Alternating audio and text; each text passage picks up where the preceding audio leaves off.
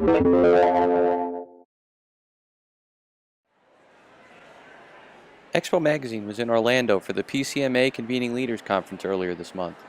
There, we caught up with Wanda Johnson, PCMA board member and Senior Director of Meetings and Education at the Endocrine Society. She had some helpful tips to drive revenue and reduce expenses at your medical show. On the revenue side, I would say that you should consider and look into bundling your packaging, your registration, packaging registration with, let's say, your conference capture product and any other ancillary products that you have.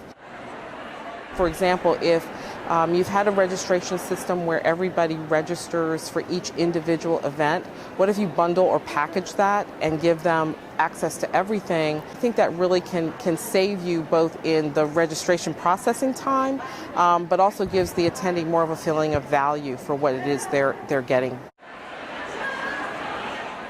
The challenge with AV is that you've got, costs for the equipment, and then you've got labor costs.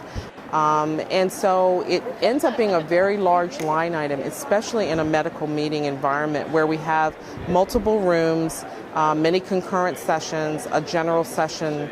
For smaller meetings, people were sharing that they are using their own equipment. They're not using the AV company equipment in a facility where that's allowed, but you have to check that out. In a larger meeting like mine, there's no way I'm going to be able to fulfill that need. I'm going to have to use a company that can provide that equipment and services. I just don't have the resources, but I've got to continue to look for ways to bring the cost down. So if I don't have to reset a room, if I can set it once and let it go, that's the kind of thing that I don't have the additional labor costs of setting the room and then tearing the room down.